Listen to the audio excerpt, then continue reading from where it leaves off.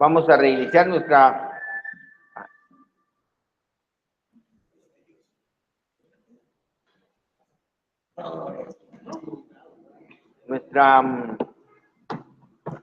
la serie de la clase, se llama La Luz de Efraín. Ahorita estamos en las religiones del pueblo, segunda parte, ¿verdad?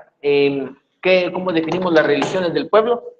Las tendencias que el pueblo tuvo en una espiritualidad o en una religiosidad y se apartaron de la Torá.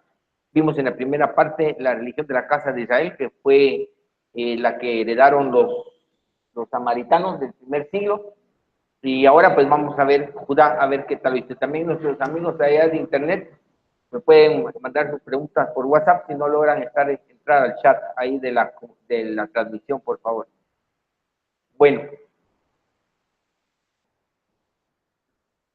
No camina. No. Está trabado.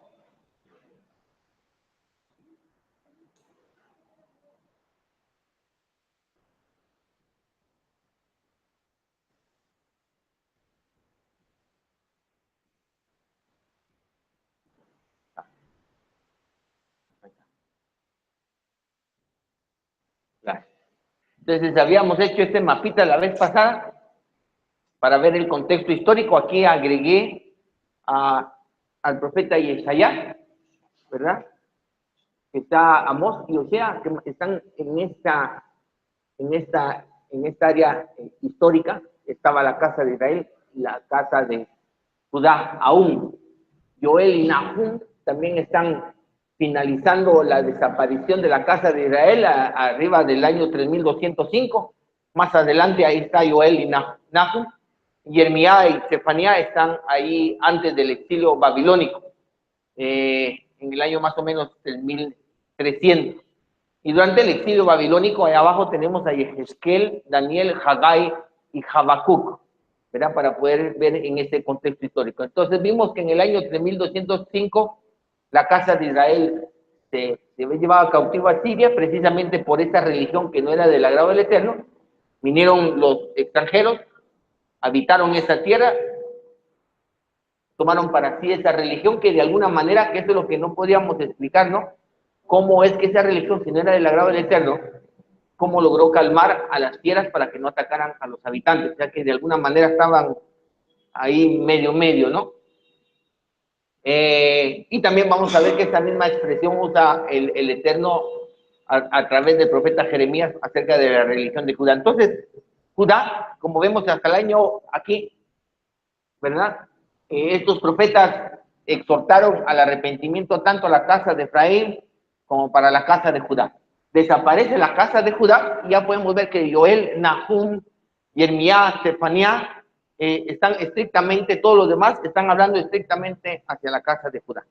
Tienen profecías hacia la casa de Efraín, pero la casa de Efraín ya había sido llevada cautiva más o menos unos 120 años antes del exilio babilónico, ¿verdad?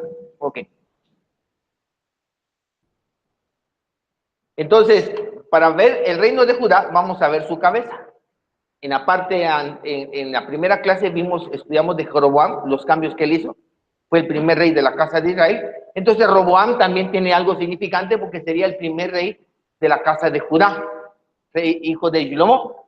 Según la Tanaj, en su primera disposición nacional, incrementó los tributos en contra de la solicitud del pueblo y en contra del consejo de los ancianos. Y se dejó llevar por el consejo de los jóvenes de su época, de sus cuates de farra, ¿no? Según lo dice el libro de la Tanaj. Entonces, su primera disposición es sojuzgar más al pueblo. El pueblo le pidió clemencia, que menguara los tributos que su padre Shlomo había instituido, y él, en lugar de bajarlos, según el consejo, la petición del pueblo y consejo de los ancianos,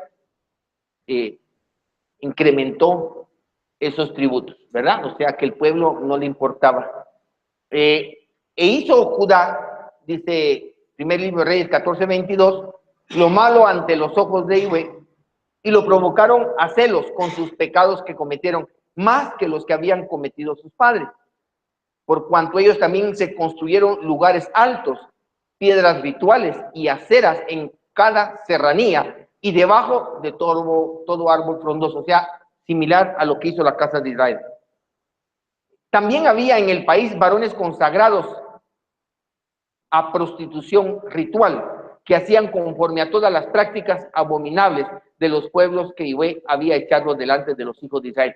Aquí, consagrados, porque la palabra tiene que ver con kedoshim, pero lo traducen como prostitutas o prostitutos. Ahí es donde tengo yo mis dudas, porque la acepción y más la acepción primaria de esta palabra es consagrado, y su raíz viene de kadosh, ¿verdad? Entonces, ¿por qué se lo adjudican a prostitutos? Todavía no lo sé. Pero está hablando de que había esa dualidad que la misma casa de Israel tenía, ¿no? Era las cosas que hacían, las hacían hacia el Eterno, pero no lo hacían conforme el Eterno lo había, ¿no? Como también el becerro de oro, que dijeron, hoy habrá fiesta para Yahvé, pero lo estaban haciendo a través de un becerro de oro, ¿verdad? Nosotros tenemos aquí un pequeño diagrama, así un zoom, termina la casa de Israel y tenemos al rey Ezequías. El rey Ezequías fue un buen rey. Eso, si usted lee en la historia del libro, en Crónicas y en el libro de Reyes, el rey Ezequías fue un buen rey, si no mal me recuerdo, ¿verdad? Que inclusive yo creo que el texto dice que el día cuando él restituyó todo lo que su padre había hecho mal, dice que celebraron el Pesaj como no se había celebrado antes desde Yehoshua. Pero de aquí viene Manashe. Manashe, de ahí comienza un poquito la historia. Manashe fungió como rey en gran parte del tiempo mientras Judá ya se encontró solo. Ya no estaba la casa de Israel y se estaba aproximando al exilio babilónico. Aquí solo tenemos a Manashe, Amón, Josías, Joacás, Joacim y Joaquín y Sedequías. Y ahí ya tenemos la historia. Vamos a analizar cuáles son las exhortaciones que hace el Eterno a través de los profetas hacia estos reyes, cómo fue su comportamiento, y así vamos viendo nosotros históricamente cómo fue comportándose Judá con todo lo que hizo. Entonces tenemos al rey Manashe, año 3228 hasta el año 3283, fueron aproximadamente unos 60 años, 50 y algo de años que reinó. Dice en el libro de Crónicas: después reconstruyó el altar de Yahvé y ofreció sobre él sacrificios de paz y de gratitud, y ordenó a Judá que sirviera a Yahvé, el Dios de Israel. O sea, él está haciendo lo bueno, ¿verdad? Sin embargo, el pueblo siguió ofreciendo sacrificios en los lugares altos, aunque lo hacían para Yahvé su Elohim, ¿verdad? O sea, que de todos modos hacían sus altares, hacían sus ritos y todo, pero según ellos lo estaban haciendo al Eterno.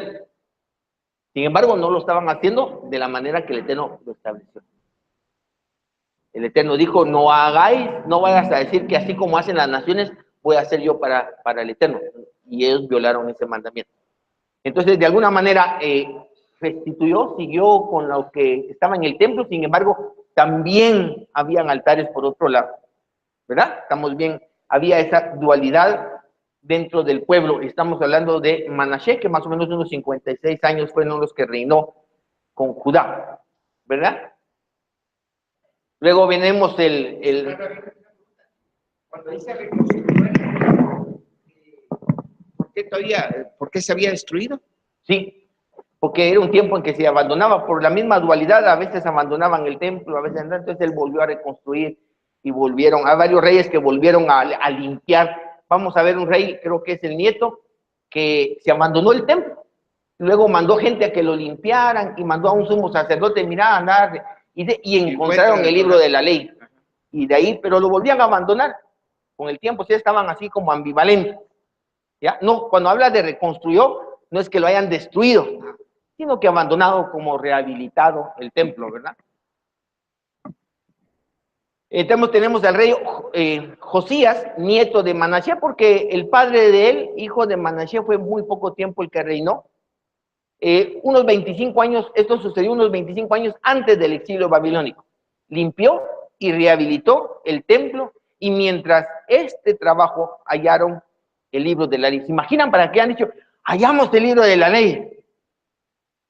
¿Qué tan importante era? O sea, no lo conocían, cuánto tiempo llevaban sin verlo.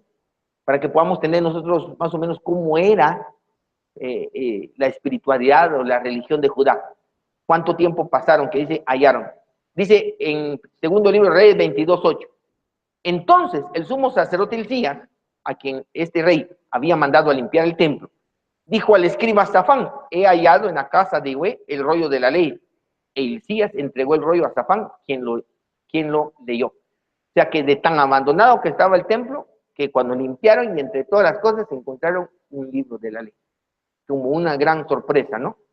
Y el escriba Safán fue al rey y trajo respuesta al rey, diciendo, tus siervos han sacado la plata que se halló en la casa y la han entregado en manos de los obreros que repararon la casa de Ihue. El escriba Safán también informó al rey diciendo, el sacerdote Hilcías me ha entregado un rollo, y el Safán lo leyó dentro del rey, delante del rey. Y aconteció que cuando el rey escuchó las palabras del rollo de la ley, rasgó sus vestidos. ¿Por qué rasgó sus vestidos? ¿Qué es el símbolo de rasgar los vestidos? Tristeza. ¿Por qué? Porque es del dolor de qué tan apartados de la ley estaban. ¿Verdad? Luego tenemos al rey Joacim ben Josías, el hijo, año 3316 al 3327. En su tiempo fue Nabucodonosor que ya comenzó a batallar contra Jerusalén, comenzó a asediar a Jerusalén. En el año, dice, e hizo Faraón Necao que Eliaquim ben Josías reinara en lugar de Josías su padre, y cambió su nombre por el de Joacim, y tomó a Joacás y lo llevó a Egipto, donde murió. O sea que en este tiempo estaban bajo el sojuzgamiento egipcio, previo al sojuzgamiento babilónico, a tal grado que el faraón lo puso a él como rey. O sea, el hermano estuvo como unos 3 meses y él lo cambió. El faraón dijo, no, vamos a cambiar a este, y el faraón le cambió nombre, ¿verdad? Y Joacim pagó la plata y el oro a Faraón, pero tuvo que imponer contribuciones al país para entregar el dinero según la orden del Faraón.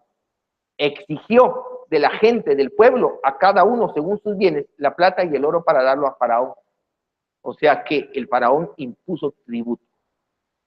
Entonces, eso es algo que no mucho se sabe o se resalta, de que el pueblo, antes del exilio babilónico, no eran libres. Estaban bajo el sojuzgamiento y tributando a Faraón de Egipto, ¿verdad? Entonces, ¿qué nivel espiritual tenía Judá? ¿Cuál era su relación con el Eterno? El libro de Jueces nos muestra, ¿no? Cuando se apartaban de la idolatría, el Eterno los entregaba en manos de sus enemigos. Entonces, que el pueblo esté en manos de sus enemigos, ¿qué significa? ¿Que subía del agrado del Eterno? No. Venía un juez y les quitaba la idolatría, y entonces otra vez ponía a sus enemigos por estado de sus pies. Volvían a caer en la idolatría, güey. Entonces eso es lo que nos está mostrando, que previo al exilio babilónico estaban bajo el dominio de Faraón. ¿Y esto por qué? Porque definitivamente no estaban guardando la Torah. ¿Sí? Sí, una pregunta. Cuando el Eterno destruye el templo, pues obviamente ya había un decreto, un edicto contra ello, ¿ah? Ajá. Entonces, ¿por qué razón en este caso el rey que estaba en ese momento no podían revertir ese decreto, ese edicto? Igual, como usted decía, cuando Judá estaba abajo, pues no era el agrado del Eterno, ¿va? Pero ellos tenían un nivel espiritual bastante alto. Bastante o sea, bajo. No, a veces bajo y alto, ¿verdad? Sí. Y si sabían de que pues el Eterno pues ya había un edicto, no podían revertirlo. Lo podían, pero por la maldad de su corazón no. Y ese es el caso del profeta Jeremías, que él, previo, mientras está el asedio babilónico, él los exhorta, arrepientan, porque el Eterno los va a entregar en manos de...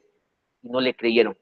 Daniel, que fue uno de los príncipes de Judá, que fue llevado al exilio babilónico, en el capítulo 9 del libro de Daniel, dice que él está leyendo el libro de Jeremías, y ahí es donde se da cuenta que él, y sus príncipes, y todo el pueblo, y sus reyes, estaban en pecado.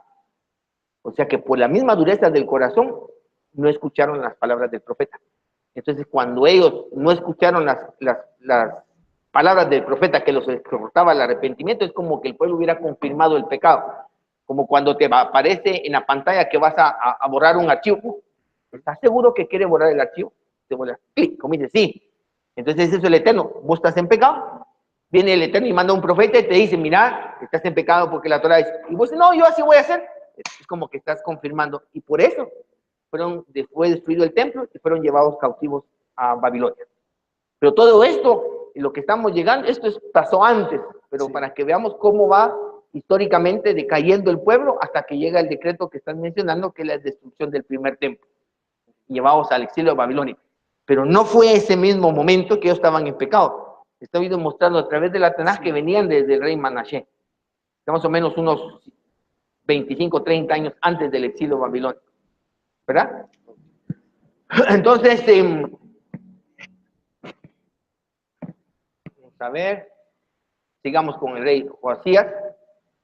Dice el profeta Jeremías, palabras de Jeremías ben Hilcías, uno de los sacerdotes que habitaban en Anatot, en tierra de Benjamín, el cual recibió palabras, digo, en los días de Josías ben Amón, rey de Judá, en el año 13º de su reinado, y también en los días de Joacim ben Josías, rey de Judá. O sea que el profeta Jeremías comienza su lanzamiento, o el Eterno lo llama como profeta, precisamente en los tiempos de este rey. Si el Eterno está levantando a este profeta en los tiempos de este rey, y los que leímos el libro de Jeremías, ya sabemos qué es lo que les exhorta, cuál es la situación espiritual del pueblo de esa época. Está mal, ¿verdad? Y dice el año de Sedequías, hijo de Josías, rey de Judá, es decir, hasta la deportación de Jerusalén en el mes quinto. Quiere decir que más o menos Jeremías profetizó unos 20 o 15 años antes del exilio babilónico, hasta que se fue al exilio, hasta unos meses después, estando en el exilio. Y después todavía del exilio, vemos el libro de Lamentaciones, que es el libro de Jeremías, que se lamenta por todo lo sucedido, no me escucharon y todo esto. Entonces, aquí podemos ver nosotros históricamente la situación del pueblo de Judá, históricamente escrita por la propia Tanaj, describiendo cómo iba decayendo espiritualmente a través de todo esto. Luego vemos al rey Joacim ben Josías, unos 25 años antes del exilio, su padre rehabilitó el templo, como lo vimos anteriormente. En el tiempo de él inicia el asedio babilónico. También las palabras del profeta Jeremías fueron en su tiempo, o sea, la situación estaba verdaderamente caótica. Si el Eterno decide enviar un profeta y lanza esas palabras tan duras de Jeremías, quiere decir que la situación del pueblo religiosamente o espiritualmente estaba muy mal. Cuando Joacim, dice el segundo Reyes, capítulo 23, 36, cuando Joacim comenzó a reinar era de 25 años y reinó 11 años en Jerusalén. El nombre de su madre era Zebuda, hija de Pedaías de Ruma. Él hizo lo malo ante los ojos de Yahweh, conforme a todo lo que habían hecho sus padres. ¿Verdad? O sea que ahí nosotros sabemos que la situación está muy mal. En sus días subió Nabucodonosor, rey de Babilonia, y Joacim fue su vasallo durante 3 años. Luego cambió de parecer y se rebeló contra él. Ciertamente, por mandato de Yahweh sucedió esto contra Judá, para quitarlos de su presencia por los pecados de Manasés. O sea, está algo de que viene desde Manasés, que lo que acabamos de ver, y todo eso sus hijos lo mantuvieron, ¿verdad? En conformidad con todo lo que él había hecho. O sea, que todo viene desde Manasés y se fueron dando. No hubo ninguna corrección, aunque hubieron, como les digo yo, que rehabilitaron el templo, pero también tenían ídolos, ¿me explico? O sea, había esa ambigüedad. Y eso no le agradaba al Eterno, y todo eso fue para que se cumpliera el decreto, como lo acaba de decir Ashar, que venía desde Manasés, según lo está diciendo la Tanaj. Segundo Reyes 24 dice, cuando Joaquín comenzó a reinar, era de 18 años, y reinó en Jerusalén 3 meses. Hizo lo malo ante los ojos de Yahweh, conforme a todo lo que había hecho su padre. En su tiempo, la ciudad fue sitiada por Babilonia, y él fue el que se entregó a Nabucodonosor. O sea, viene decayendo hasta cayeron en manos de Nabucodonosor. En su tiempo, la ciudad fue sitiada por Babilonia, y él se entregó a Nabucodonosor. Luego pasaron 70 años exiliados en Babilonia, y al retornar, reconstruyeron el templo. ¿Cuál es la situación de este pueblo en el exilio?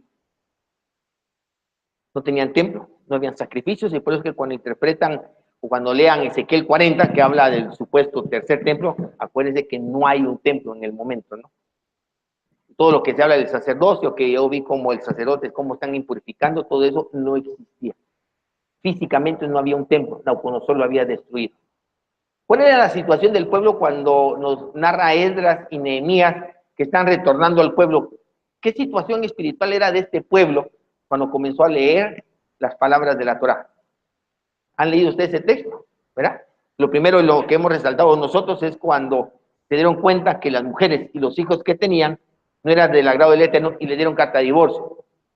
Luego dice que los profetas, los levitas, comenzaron a leer la Torá y estaban leyendo que estaban en el tiempo de Sukkot.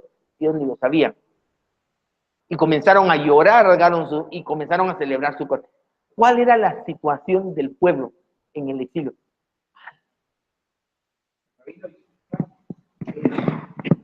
El sacerdocio, el sumo sacerdocio, había dejado de fungir desde Elí. No, seguía funcionando.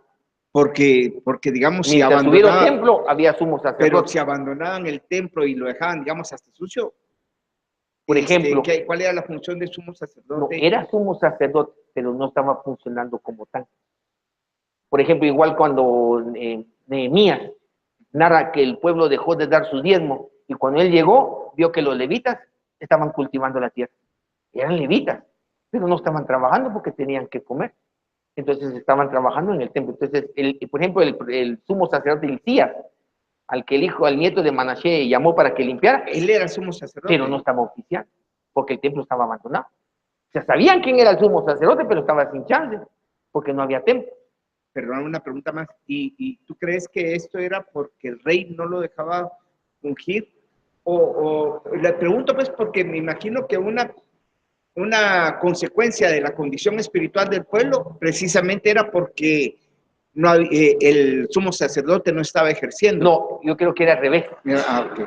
O sea que la maldad del pueblo fue tanta que dejaron de llegar al templo, dejaron de dar su medio shekel, dejaron de diezmar, los levitas tenían que ver cómo comían, y cuando ya no había nadie que llevara sacrificios, se quedó sin chance. Entonces bien, cerró la puerta y eso se comenzó a llenar de monte y de todo, ¿no? Como un bodegón. Por eso es que el nieto de Manashe manda a él, porque sabían que ese era su trabajo, y como que nadie viniera, yo para qué voy a seguir viniendo solo, ¿verdad? Ya que unos 20 años vienen, llamen al rabino de Judá, y entonces vengo, abrimos, barremos y quitamos el monte y todo, y ahí encontraron el rollo de la ley, ¿verdad? Entonces, el tiempo de Judá en el exilio babilónico definitivamente no podíamos esperar nada bueno. Ahí nacen las escuelas, las famosas escuelas de estudios de Torah en el exilio.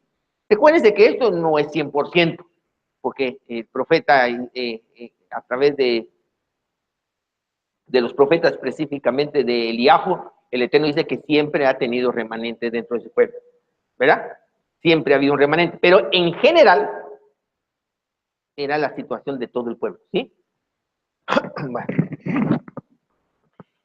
Luego estuvieron bajo el dominio griego, en donde se llevó a cabo la historia de Hanukkah. O sea, estuvieron en estilo babilónico, medo-persa, el último rey medo-persa pone el decreto para que vayan a reconstruir Jerusalén y el templo. Ahí es donde tiene su labor Esdras y Nehemías. Después de Esdras y Nehemías vienen unos años y luego viene el imperio griego sobre los medo-persas y sobre Israel. Ahí es donde se lleva la historia de Hanukkah, el subjugamiento de los griegos sobre el pueblo de Judá. También yo aprovecho para dar una interpretación personal que no lo van a ver en un libro sobre la festividad de Hanukkah. Para mí, ¿qué pasaría si ustedes los atacan en Shabbat? ¿Se defenderían o según ustedes la Torah prohíbe defenderme en Shabbat? ¿Sí? ¿Verdad? Entonces, ¿qué piensan ustedes de un pueblo que se dejaba matar porque era Shabbat? Que se dejaban matar porque no querían comer cerdo, que se dejaban matar porque, no me acuerdo qué otra, porque... Entonces, eso, desde el punto de vista de la Torah, dice que primero es la vida. Entonces, esa es religiosidad. Entonces, para mí, Hanukkah es la celebración del rompimiento de la religiosidad. Porque los macabeos, rompiendo con esa religiosidad, dijeron, aunque sea Shabbat, yo me voy a defender. Y el Eterno lo respaldó. Y ahí yo lo que puedo ver es la religiosidad que imperaba en el pueblo de Judá. un grupo se rebeló. ¿Se imaginan los religiosos como no, no te defendas en Shabbat? Sin embargo, el Eterno lo respaldó. Para mí es el rompimiento de la religiosidad de Judá. Bueno, entonces llegamos nosotros después del exilio, hay unos 400 años después del exilio babilónico, al primer siglo de nuestra era común. Después del dominio griego, estuvieron bajo el dominio romano, hasta llegar al primer siglo de la era común, época en la que vino el Mesías. Entonces, vienen de sojuzgamiento bajo sojuzgamiento. Repetimos otra vez, si ellos están bajo dominio de un pueblo extranjero, ¿cuál es la situación espiritual de este pueblo? ¿Verdad? La venida del Mesías nos muestra la realidad espiritual de esa generación, pues se esperaba que viniera sobre una generación totalmente pecadora, si es que venía como Mashiach ben Yosef, ¿verdad? Inclusive, tenemos un Daniel 8:22, que habla proféticamente de la cuarta bestia. ¿Se recuerda cuando sale el cuernito? Dice, y en cuanto al cuerno que fue quebrado, y sucedieron 4 en su lugar, significa que de esa nación se levantarán 4 reinos, aunque no con fuerza para él. Y al fin del reinado de estos, cuando los transgresores hayan completado su transgresión, o sea que llegaron al límite. Y esa es la época en que el Mashiach viene. Entonces, ¿cuál es la situación espiritual del pueblo de Judá cuando el Mashiach vino? En el sótano. Porque si no, no hubiera sido necesario enviar al Mashiach, si ellos estaban regular. ¿Ya? La historia nos dice, sí, Dan, el micrófono, por favor. Muy estricto. Se levantará un rey altivo de rostro y entendido en enigmas, que esto es el cristianismo. ¿Verdad? Pero la situación real es que el pueblo de Judá llegó al colmo de su transgresión. Llegó, cuando dice llegó, transgresión al cuadrado. ¿Ya? La historia nos dice que en ese tiempo el emperador romano era el que designaba al sumo sacerdote, para que vean la situación espiritual, y que muchos lo sobornaban para comprar el puesto de sumo sacerdote. ¿Qué talito? El representante del Eterno, el intermediario entre el Eterno y el pueblo, sobornaba al emperador romano para que le designara como en el puesto a él. Para que vean la situación como estaba en ese tiempo. Un pueblo con un nivel espiritual por los suelos y sojuzgados por Roma. ¿Ya? Ahora lo que vamos a ver son los señalamientos divinos a través de los profetas hacia esa conducta que tenía este pueblo que acabamos de ver en la historia. Primero vimos lo histórico, ahora vamos a ver cuáles son los señalamientos o los reclamos que el Eterno le hace para que podamos conocer un poquito las debilidades de esta religión. Sí, la situación estaba mala, obviamente, ¿no? Pero, digamos, si el Talmud nos cuenta que el milagro de cambiar el hilo de rojo a blanco dejó de suceder en el año 34 de la era común, esto quiere decir que aunque los sumos sacerdotes compraran el puesto, el Eterno seguía apoyando su gestión, digamos. Seguía cumpliendo su función, porque dice, cuando dicen Oseas, porque tu madre se prostituyó, aunque yo fui un buen marido para él. O sea, nadie le puede decir al Eterno, no es que tú dejaste, no. Y él, antes de abandonar esto del templo que él había instituido, puso a su majestad Yeshua, y luego el otro ya cambió. Pero él siguió cumpliendo, él siguió estable, ¿no? En Isaías 53:5 nos dice, pero él fue traspasado por nuestras transgresiones, molido por nuestros pecados. El precio de nuestra paz cayó sobre él y por su herida fuimos sanados. Está hablando del Mashiach, ¿no? Todos nosotros nos descarriamos como ovejas. Cada cual se apartó por su camino, pero Yahvé cargó en él el pecado de nosotros. ¿Cuál era la situación espiritual del pueblo cuando Mashiach vengo? Descarriados como ovejas, cada cual por su camino. ¿Sí? Bueno. Señalamientos divinos. Espantados cielos por ello, horrorizados y quedar perplejos, dice güey, Jeremías, ¿verdad? Porque 2 males ha hecho mi pueblo. Me abandonaron a mí, fuente de agua viva, y cavaron para sí cisternas rotas que no retienen agua. Tiempo de Jeremías, más o menos unos 20 años previo al exilio babilónico. ¿Sí? ¿Cómo entendemos este pasaje? En primer lugar, se apartaron del Eterno. El profeta lo está diciendo. Tenían el templo, presentaban sacrificios y todo lo que ustedes quieran. que se apartaron de él, intentaron retener la Torá. Esto es una interpretación que damos sobre el agua del cisterna, que el agua es Torá. Intentaron retener la Torá exclusivamente para su consumo, cuando el destinatario final es toda la humanidad. ¿Verdad? Entonces vemos que los señalamientos que el Eterno está haciendo hacia el judaísmo, ahí previo al primer siglo.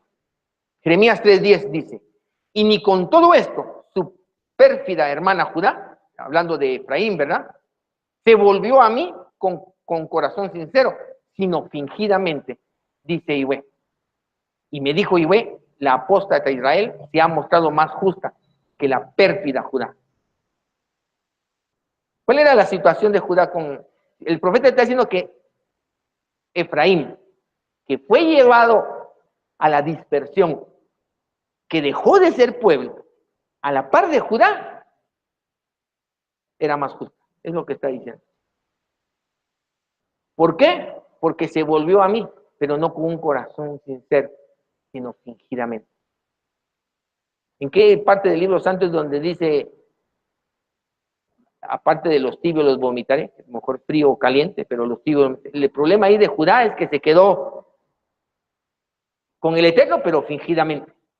Entonces al final el profeta dice, la apóstata Israel, cuando él dice eso, ya hacía unos 50 años o más que se había llevado al exilio a la casa de Efraín, se ha mostrado más justa que la pérfida Judá.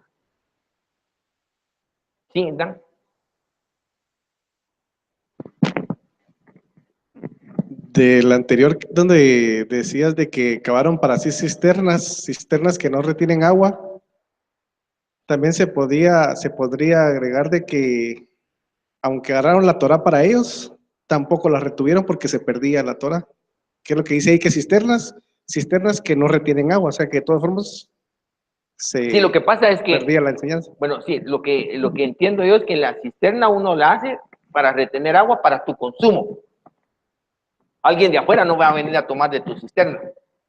Pero el hecho de que no retiene agua es porque como la Torá no fue hecha para una exclusividad del pueblo de Judá, eso no iba a poder retener.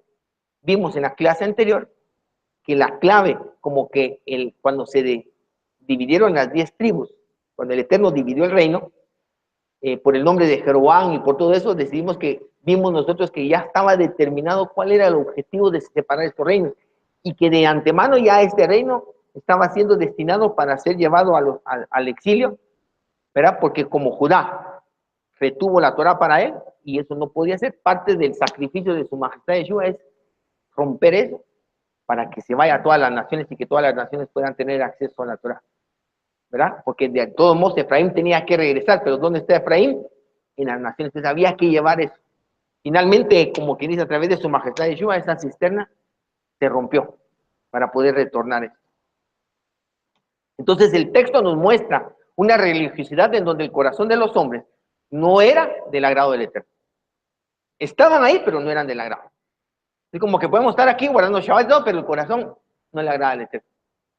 Entonces, a los ojos de los hombres podría ser que estaban cumpliendo, pero el Eterno le está diciendo, tu corazón no está conmigo. Seguimos con los señalamientos. Así dice Yahweh Sebaot, Dios de Israel, enmendad vuestros caminos y vuestras obras y os dejaré habitar en este lugar. Quiere decir que se fueron al exilio porque no obraban en justicia. No confiéis en palabras engañosas que dicen casa de Yahweh, casa de Yahweh, casa de Yahweh. Habían profetas que estaban confiando, ahí está el templo, ahí estamos llevando sacrificios y todo, y creían que haciendo eso el Eterno los iba a proteger de Nabucodonosor. Pero sus obras eran malas. Ese es lo que le da. Entonces le dice, no confiéis en palabras de mentira. Entonces nos está enseñando que esta religión de esa época no podía ver su pecado y su conciencia era mitigada por medio de los sacrificios del templo. Ellos creían que presentando sacrificios estaban bien. Y segundo, confiando en que el oficio en el templo los protegía del enemigo, porque así agradaban al Eterno, pero no se daban que eran idólatras, que no ayudaban a la viuda, al huérfano, que adulteraban. En eso no se fijaban. Entonces vemos a un judaísmo que deposita su confianza en el templo, pero no se da cuenta que sus obras no son del agrado del Eterno. Y no solo eso, sino al final es el corazón que no es del agrado del Eterno. Entonces, otra vez el énfasis en el templo, ¿verdad? Que eso lo hemos platicado mucho nosotros. Jeremías 7:21, así dice Yahweh Sebaot, Dios de Israel, juntad vuestros holocaustos y a vuestros sacrificios y comed la carne, porque nada dije a vuestros padres, ni nada les mandé el día que los saqué de la tierra de Egipto, con respecto a los holocaustos y sacrificios. Entonces, otra vez que el judaísmo cree que el oficio en el templo es la clave, el centro de toda la Torah. Y por eso es que creen que todavía se va a restablecer un tercer templo. Y cuando venga el Mashiach se van a presentar porque ellos, según lo que dice aquí, creen que sin eso no se puede guardar la ley, que ese es el centro. Pero el profeta le dice, yo nada les dije en el desierto a sus padres acerca del sacrificio y holocaustos. Y la expresión del profeta es, si ustedes quieren los sacrificios, hártense, coman, hagan churrasco. No es eso lo que yo quiero. Entonces nosotros todavía seguimos creyendo que se va a restablecer el tercer templo, orando por el tercer templo, y creyendo que cuando venga Mashiach va a restaurar, quiere decir que estamos igual que ellos. O sea que las palabras del profeta Jeremías van dirigidas hacia nosotros también. ¿Verdad? Sigamos. Ezequiel. ¿En qué tiempo está Ezequiel? En el exilio babilónico. Ya no hay templo, ya no hay sacrificio, no hay sacerdocio funcionando. Sino que en el desierto dije a sus hijos, no andéis en los estatutos de vuestros padres, ni guardéis sus costumbres, ni os contaminéis con sus ídolos. Yo soy vuestro Elohim, andad en mis estatutos, guardad mis preceptos y ponedlos por obra. ¿Qué les está diciendo Ezequiel? ¿Esta es solo historia? ¿Eso tiene que ver con los de Egipto? ¿Qué les está diciendo? No obedezcan ni guarden los mandamientos ni los estatutos de sus padres. Guarden los míos. Hay una diferencia entre guardar la Torah y la de los padres. Y el profeta los exhorta. ¿Qué nos dice? Al parecer, Yehezkel menciona esto en el exilio babilónico por el peso que tenía la tradición de los padres en el actuar de los hijos. Y el Eterno a través de Yehezkel quiere que el pueblo deje de hacer eso. ¿Sí? Miren Ezequiel 18:20. El alma que pecare, esa morirá. El hijo no llevará el pecado del padre, ni el padre llevará el pecado del hijo. La justicia del justo será sobre él, y la impiedad del impío recaerá sobre él. Todo esto es la conclusión de un texto donde dice, si el padre fuera un hombre justo, él vivirá. Pero si el hijo de este justo es un pecador, ese morirá. Pero si el hijo de este pecador, nieto del justo, hace conforme la justicia.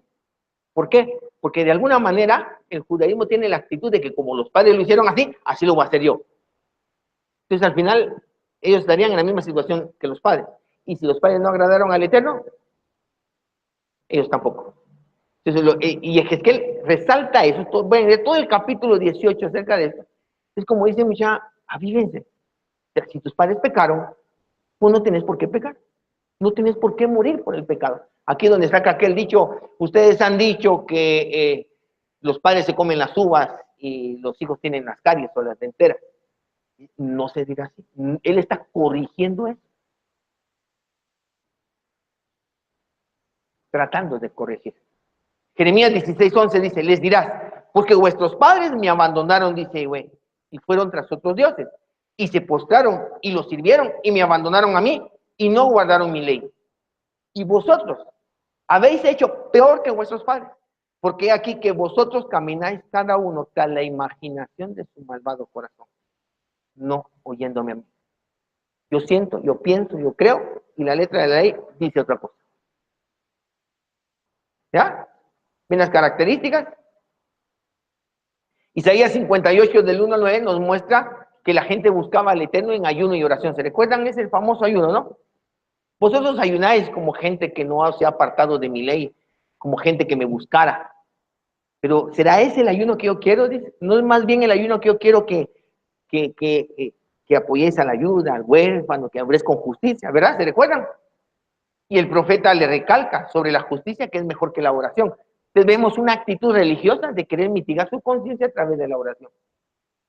Y les dice el Eterno a través del profeta, no es así, no es eso lo que yo quiero. No hay ningún ayuno ordenado por el Eterno.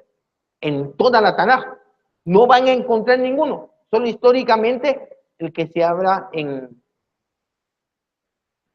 el libro de Esther, que ellos lo hicieron por ese tiempo, pero no queda establecido para toda la eternidad. No hay ningún ayuno. ¿Han oído ustedes en la Tanaj algún mandamiento acerca de orar? No. ¿Y por qué todos quieren orar? Sí, orar, no has orado, dices que vos no orás. ¿Y acaso orando se arregla algo?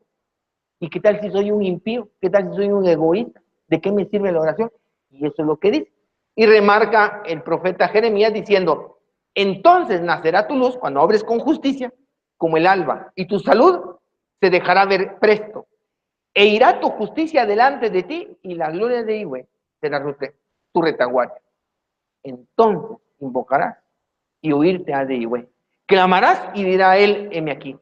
Si quitares de en medio de ti el yugo, el extender el dedo y hablar vanidad. O sea, está corrigiendo. Yo no estoy diciendo, y nunca, aunque me han interpretado mal, que yo estoy en contra de la oración. Yo no estoy diciendo, no estoy en contra de la oración. ¿Verdad? Si eso los hace obrar con justicia, Baruch Hashem. Pero si están invirtiendo tanto tiempo en la oración y no se llevan bien con su mujer y con sus hijos y tienen clavos en conducta, mejor corrijan la conducta y reduzcan el tiempo de oración o dejen de orar. Porque al final, si obran con justicia, el Eterno está con nosotros, y si el Eterno está con nosotros, ¿qué necesidad tengo de orar? O sea que estamos buscando una característica de la religión de Judá, de encargar de los ayunos, de la oración, del ayuno y de la oración.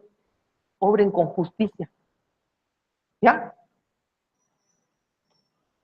Isaías 29, 9 al 13, nos señala el entendimiento del pueblo que se deterioró debido a que enseñaba como doctrina mandamiento de hombres. ¿Han leído esa parte ahí usted?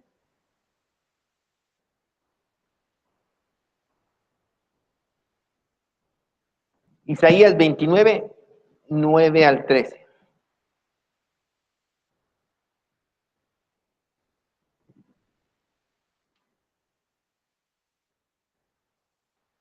Deteneos y maravillaos, ofuscaos y cegaos, embriagados y no de vino, tambalead y no de sidra. Porque Yahweh derramó sobre vosotros espíritu de sueño, y cerró los ojos de vuestros profetas, y puso velos sobre las cabezas de vuestros videntes. Y os será toda visión como palabras del libro sellado, el cual si dieren al que sabe leer y le dijeren lee ahora esto, él dirá no puedo, porque está sellado. Y si dieren el libro al que no sabe leer, diciéndole lee ahora esto, él dirá no sé leer. Dice pues el Señor, porque este pueblo se acerca a mí con su boca y con sus labios me honra, pero su corazón está lejos de mí. Y su temor de mí no es más que un mandamiento de hombres que les ha sido enseñado. Entonces, cuando el pueblo de Judá se apartó de la Torah y comenzó a establecer mandamientos de hombres que no tenían nada que ver con la Torah, el entendimiento de ellos. ¿O puede alguien pecador tener mucho entendimiento de la Torah? No. La manera que desciende espiritualmente, su entendimiento de Torah. Y su majestad Yeshua adjudica este pasaje precisamente al fariseísmo del primer siglo. Bien profetizó sobre vosotros. O sea que el profeta está hablando del judaísmo. ¿Sí?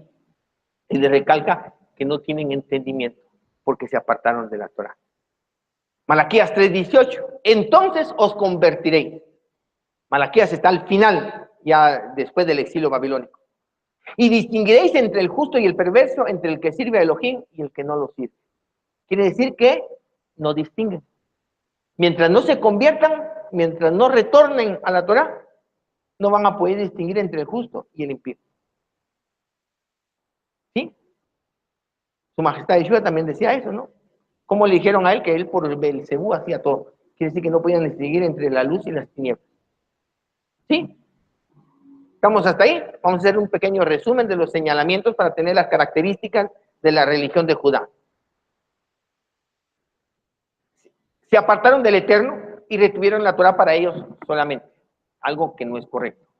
2, su caminar en la Torah es fingido, ¿verdad? Él dijo que se volvieron a mí fingidamente, pero se volvieron, ¿ya? Y eso no le agradó al Eterno. Confían en el servicio en el templo, a tal grado que parece que si eso está en función, están bien. Y el Eterno, el profeta, les dijo, no, ya es vuestros padres, nada les habré de sacrificio en el holocausto. sea que es algo también que está ahí. Tienden a continuar con las obras de sus padres sin poder discernir si son las correctas y si están de acuerdo a la Torá. Si mi padre me hizo eso, ahí está. Tradición. Utilizan mucho su imaginación de la dureza del corazón y se apartan de la letra de la Torá. Ram Shaul dice, no penséis más de lo que está escrito. ¿De qué sirve que algo esté escrito si al final yo no voy a cumplir lo que está escrito, sino que por una interpretación me voy a apartar de lo que está escrito? Entonces, ¿para qué leo? ¿Ya? Oran y ayunan, pero sus obras son injustas.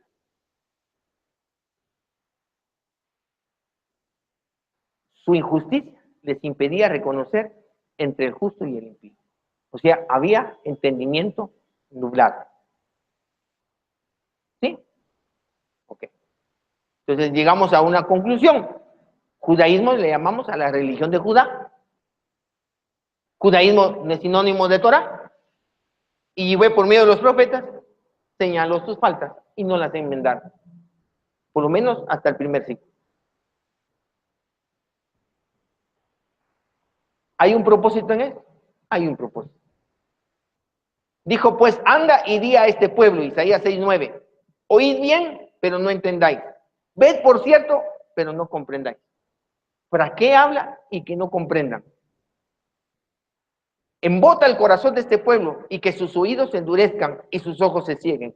No sea que viendo sus ojos y oyendo con sus oídos y entendiendo con su corazón se convierta y sea sanado. ¿Y no ese sería el objetivo, ¿ves? Pero no, quiere decir que ese no es el objetivo. Quiere decir que, de alguna manera, el de Eterno no les da ese entendimiento para que corrijan con algún objetivo. ¿Ya? Cuando le dicen a su majestad Yeshua. Entonces, llegándose los discípulos, dijeron, ¿por qué les hablas en parábolas? Y él respondiendo les dijo, porque a vosotros es concedido saber los misterios del reino de los cielos, mas a ellos no les es concedido.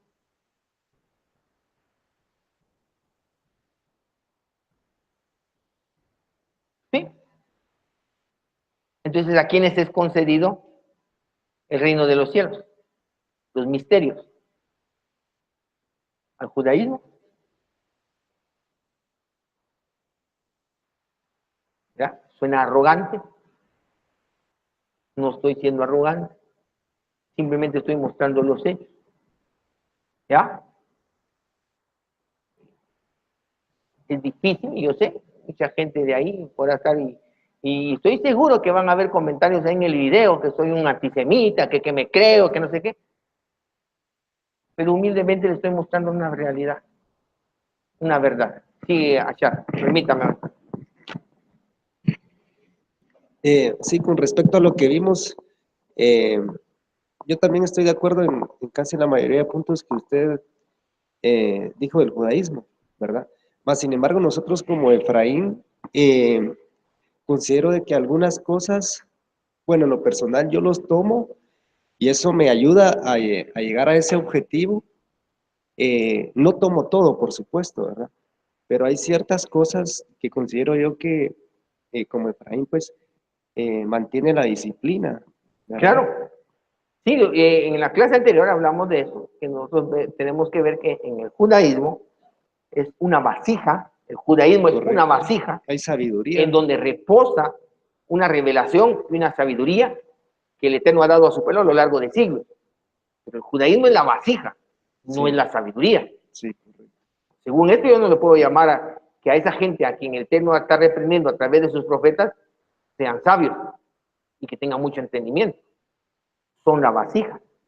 O sea, si nosotros queremos encontrarle un contexto a los textos de la Torá y de la Tanaj, un contexto histórico, un contexto teológico, un contexto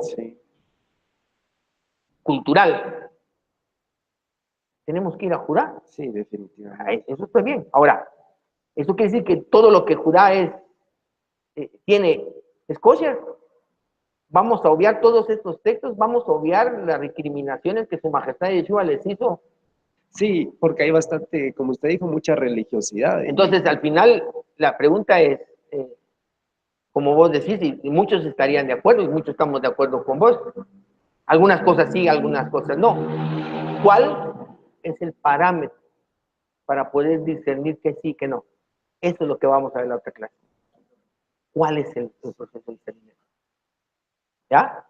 ¿Cómo identificar? Porque ¿cómo podemos aceptar o rechazar el judaísmo si no lo conocemos? Tengo que conocerlo, cuál es su espíritu, cuál es su objetivo, cuáles son sus cosas, para ver si sí o si no. No me puedo ir de ciegas, vengo de una religión, no voy a caer en otra.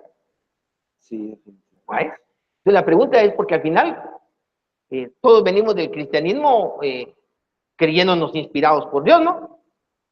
Por eso venimos del protestantismo, yo protesto, yo tengo revelación divina, Dios me habla también a mí. Entonces todos, mira, todos dicen lo mismo, tomo lo bueno y desecho lo malo. La pregunta es, ¿cuál es el termómetro? ¿Cuál es la herramienta con la cual vas a discernir que sí, que no?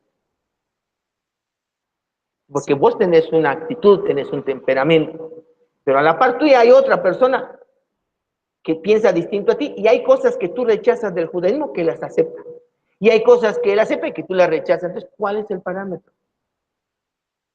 ¿Cuáles son los lineamientos que un discípulo de su majestad Yeshua debería de seguir para saber esto no es conforme a la enseñanza ni el espíritu de su majestad Yeshua? Esto sí. ¿Qué es lo que nos aporta y qué es lo que nos desvía? ¿Cuál es la herramienta para discernir? Porque todos vienen y dicen así, pero al final, ¿por qué todos no llegamos a las mismas conclusiones? Ay, a la hora de la práctica. Ya me explico. Estamos, en la clase anterior hablamos que el judaísmo es, no fue en la primera clase, fue hace 2 clases. Hablamos de que esas son de las situaciones. En el judaísmo es una vasija. Pero si yo no tengo ese cuidado que tú decís, y estoy leyendo Sidur, Shaharit Minhai Arbit, y estoy leyendo una literatura en donde para ellos judaísmo es Torah, y donde Abraham, Isaac y Jacob eran judíos, entonces comienza a haber una confusión. Llega un momento donde ya no distinguís entre judaísmo y Torah. Y vos crees que si no sos judío, no sos parte del pueblo. Pero es de tanto absorber porque donde se te quedó atascado el filtro para discernir que sí y que no. Eso es lo que vamos a ver. Entonces, en la próxima clase vamos a ver, según lo que las enseñanzas de su majestad Yeshua, cuáles eran las recriminaciones al judaísmo del primer siglo, porque como dijimos en la primera clase, si estamos aquí, si salimos del cristianismo, es porque entendimos que las discusiones del Nuevo Testamento con los judíos de su época no era acerca de la ley, porque eso nos hacía quedarnos en el cristianismo. No, porque Yeshua estuvo en contra de la ley y él cambió todo. ¿Ya? Si estamos aquí, es porque entendimos que las discusiones entre su majestad Yeshua y los fariseos de su época eran en contra de la práctica de ellos y no contra la Torah. Por eso venimos a la Torah. No se nos puede olvidar eso. Para que ahora, después de varios años, creamos que el judaísmo es su majestad Yeshua. Entonces, y comenzamos a desestimar todo el Nuevo Testamento. Si estamos aquí es porque entendimos eso. Y esa es la base, esos 2 pilares que vimos en la primera clase, una base para construir un camino hacia la Torah. Si votamos esas bases, paramos otra vez en una religión. Entonces es importante el contexto histórico, lo que nos lanzan los profetas, señalamientos para que identifiquemos al judaísmo. Y ahora vamos a ver en la otra clase, en el primer siglo, cuáles son esas diferencias, para que tener parámetros objetivos, que sí y que no, ¿verdad? Porque hay cosas, el talit, ¿eso es de la Torah o es del judaísmo? ¿El judaísmo? La Torah solo ordena los tzitzit. Cosas como esas. Ahora, yo no veo nada malo en el talit, es una apreciación personal. ¿Me explico? Pero si yo no puedo distinguir entre qué es Torah y qué no es Torah, estoy mal. Quiere decir que me tengo que estudiar más Torah. porque me dan gato por liebre. Entonces yo estoy hablando que estoy guardando un mandamiento al ponerme el talit y no estoy guardando ningún mandamiento guardando el talit. Ya me explico. Quiere decir que ya confundimos, porque a mí muchos me dicen, mira, pero en la Torah dice, y eso no dice en la Torah, es un midrash. Ya la gente cuando lee comentarios del judaísmo ya no sabe si lo que creyó, lo que tomó para sí es Torah o es tradición. Y ese es el problema. Cuando ya no, y al texto, la letra del texto no es nuestra base. Ese es el problema, cuando ya no podemos distinguir entre una cosa y otra. Entonces vamos como a tientas. Y cuando sentimos la Torah por allá, yo aquí. Yo podría rectificar. Yo rectifiqué.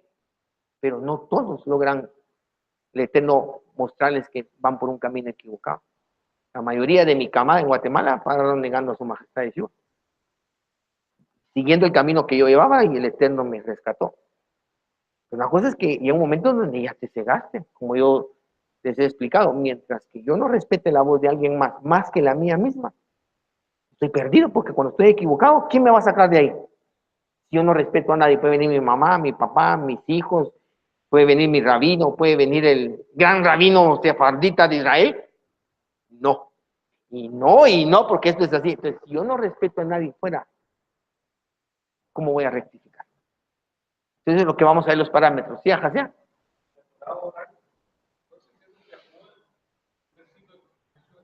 No.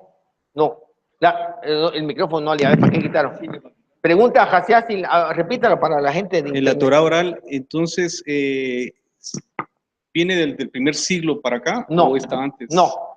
Yo considero, yo creo que tengo preguntas aquí. No.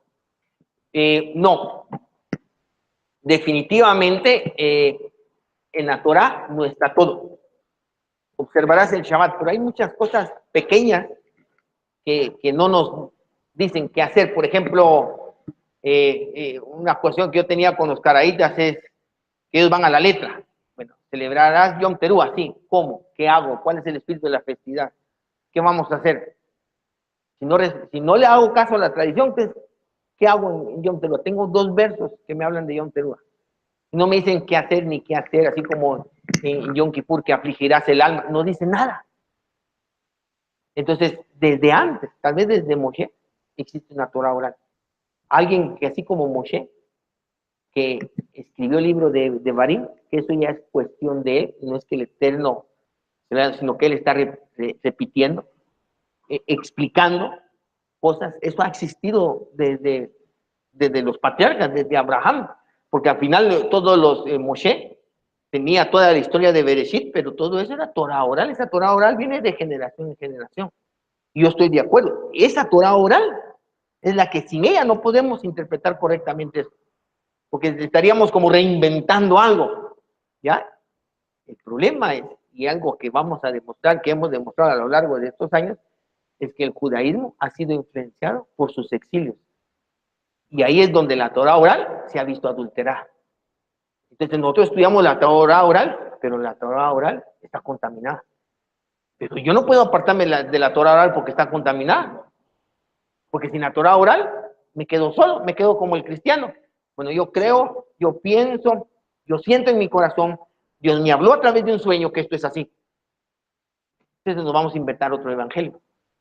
¿Ya? La Torah oral es necesaria y viene desde los patriarcas.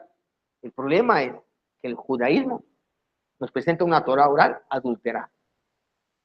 Entonces, ¿qué parámetros vamos a tener nosotros para discernir?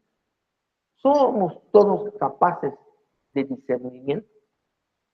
Si todos somos capaces de discernimiento, ¿cuál es la función de un maestro?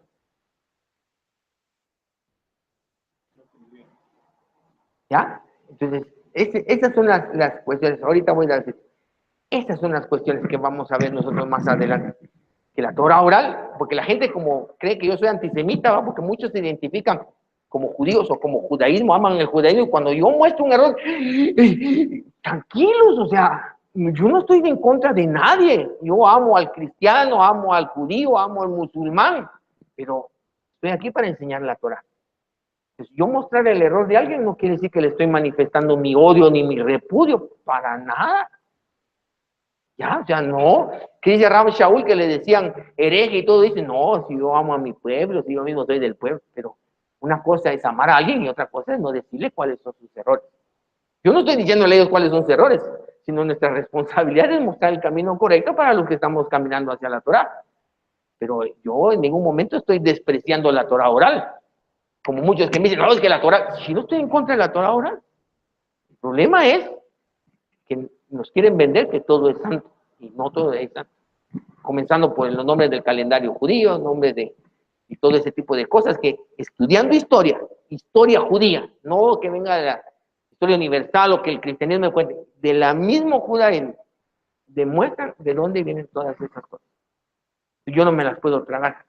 Ahí es donde uno navega, que es el peligro, en una vasija que es el judaísmo, pero no me puedo tomar todo el judaísmo. Que es lo que decía en la clase anterior, que veo yo la alegoría ahí de Jacob, que destapa el pozo para que Rachel y su rebaño tome de agua, pero en la narrativa no se ve que Jacob tome.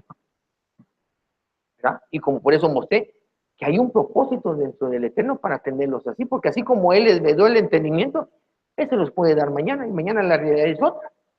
Pero por el momento esa es la realidad. Y si yo desconozco esto, voy a parar ahí. Entonces al final, saliendo de una religión, voy a parar en otra. Y creyendo en su majestad de Yeshua, mi doctrina, mi pensamiento y mi actitud contradicen su enseñanza. Entonces en los grupos, cuando él está así y decía, hipócritas, sepulcros blanqueados, ¿de qué lado estaría yo? ¿Del lado de él? ¿O las palabras de él me hacen, me sienten acusado? Imagínense que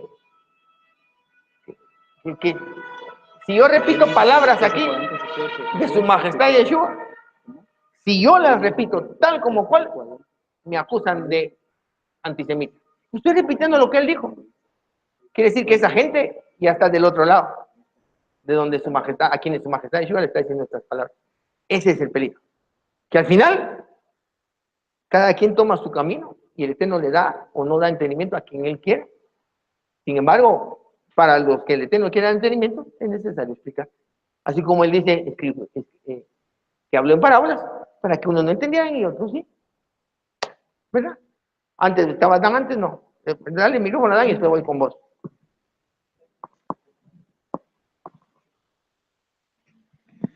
Solo de lo que decías de la Torah oral, como haciendo un símil, podríamos decir que es similar al Nuevo Testamento, que también se adulteró. Entonces, si no se analiza bajo esos parámetros que indicas, caemos también en lo mismo. En lo mismo.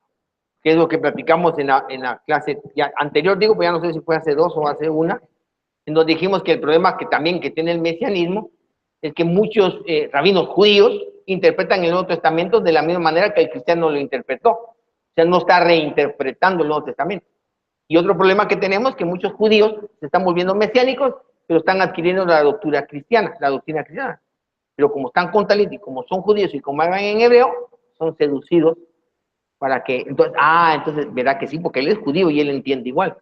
Pero eso no, lo que estamos viendo aquí, que ser judío o del judaísmo, eso no garantiza nada. ¿Ya? Sí, David. Pon el micrófono, por favor. Es para el internet. Cuando le estabas respondiendo una pregunta a Shad, mencionaste de que no todo el mundo tiene la capacidad de captar de manera correcta la forma en la que el judaísmo escribe, algo así, resumiendo. Yo estoy de acuerdo con eso, pero si se toma eso en cuenta, porque aquí en la comunidad nunca se ha establecido un orden para estudiar. El judaísmo, por ejemplo, dice que por lo menos muchos comentaristas recomiendan que Kabbalah se debe estudiar hasta después de estar casado. Ajá. Sin embargo, aquí todo el mundo tenemos libre acceso a la Kabbalah, Sí. incluso antes de estudiar Torah, por Ajá. ejemplo. ¿Por qué aquí nunca en la comunidad se ha establecido una guía de estudio? Te voy a decir por qué. Primero, si yo entiendo que el judaísmo no es del agrado del Eterno y el Eterno les vedó entendimiento, ¿cómo voy a agarrar yo su escuela? Y la escuela de ellos no los llevó a cumplir lo que el Eterno quería. 1. 2. Los mismos judíos, los últimos cabalistas, escribieron que en estos tiempos la Kabbalah se les iba a enseñar a los niños, porque esa restricción era temporal. ¿Verdad? Y eso lo dice Rabbi Landman, que sería el último de la cadena de los sabios reconocidos dentro del pueblo de Judá. O sea, estarían esas dos razones. Tercera, he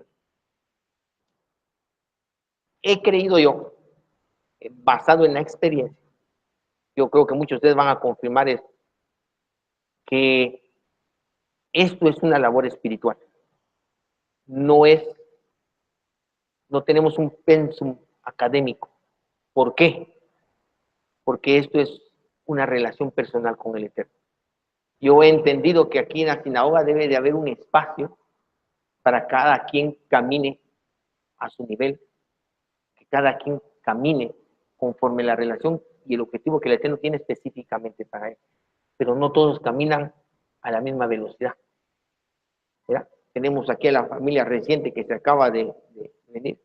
¿Quién iba a pensar que en 8 días? Entonces, imagínate si teníamos un procedimiento, no, lo siento, no pueden venir. Primero tienen que recibir unas clases. Pero es que yo quiero, primero tienen. Entonces estoy frenando algo que el Eterno les está dando un entendimiento y les está poniendo en el deseo de su corazón de hacerlo. ¿Quién soy yo para frenar eso? Por eso es que muchas de las de los temas, cuando voy a otros países, me ajusto a las preguntas porque me quiero dar conforme a la necesidad de cada uno. No voy yo a estipular una doctrina básica, no. Pero mire, entonces su majestad Yeshua es Dios o no es Dios. No. Primero tenemos que ver la unicidad del Eterno. No puedo yo encajonar. ¿Por qué? Porque no fui formado yo así. Primero, o sea, yo no puedo establecer, yo podría establecer, basado en mi experiencia, un cronograma, un pensum, como lo estás especificando, pero este no se va a acoplar al de otra persona. Y si yo lo estoy frenando. Hay personas que vienen y entran a la Torah y se circuncidan al año y medio. Y hay otros que al mes, hay otros que a los 15 días. ¿Y qué hago con esos que quieren hacerlo todo ya? Los paro. Esto es donde yo digo que en la práctica, para mí no funciona. En la práctica. Estoy hablando por mí, por esta comunidad. En la práctica no funciona y hemos intentado, inclusive cuando dimos el diplomado de teología hebrea, yo en la primera clase les dije, uno de los errores que han cometido los seminarios teológicos, que puedo hablar de seminarios teológicos porque no conozco ni una yeshiva, es que la educación formal, o sea, una pregunta tiene una sola respuesta.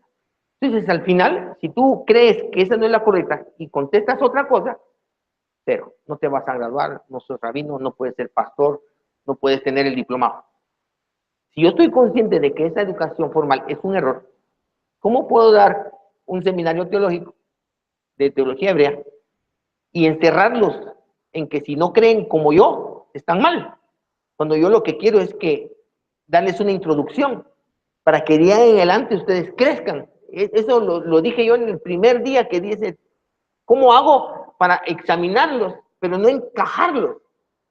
Ya, hicimos la práctica aquí en las clases de Kabbalah, hicimos unas pruebas y uno me contestaba una cosa y otros otra.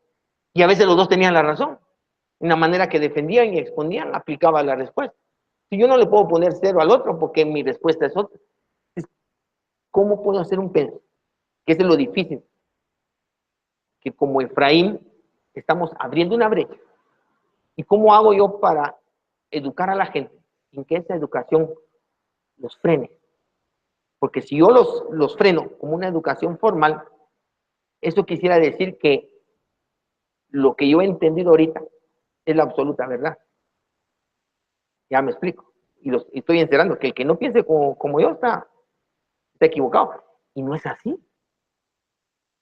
Entonces lo difícil, Davidcito, es abrir una brecha. Yo me imagino cómo eran los primeros judíos de la época.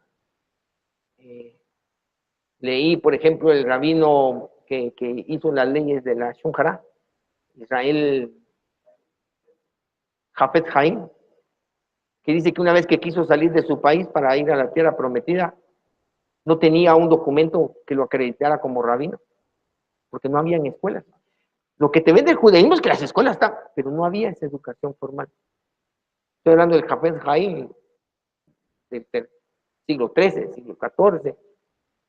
No había esa educación formal. Entonces, el problema es que cuando se está abriendo una brecha, ¿cómo creo yo que hacer una educación formal sería encajarlo?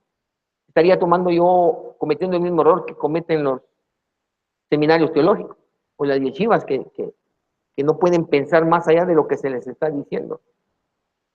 Ese es lo que veo el problema. Y de hacerlo, te soy honesto, no creo tener la capacidad de hacerlo por todo esto que te he explicado. No podría yo encajar a alguien diciendo primero A, B, C. Inclusive hay una persona de otro país que no quiero mencionar ahorita, que tiene el proyecto de hacer algo introductorio, como tú lo acabas de decir. Entonces me presentó el proyecto y resulta que esta persona agarra la gestación del bebé como ejemplo de aquí, ¿verdad? Que tiene que ir formando esto, formando lo otro, hasta que dé a luz. Entonces, según esta persona, ese pensum es de 9 meses, y a los 9 meses esta persona ya puede hacer su conversión y puede integrarse a una comunidad. ¿Cómo voy a parar 9 meses a una persona? Tenemos el ejemplo de la última familia que es una comunidad que si le decís que no, se va por otro lado y agarra, porque es una necesidad que el Eterno está poniendo en su corazón.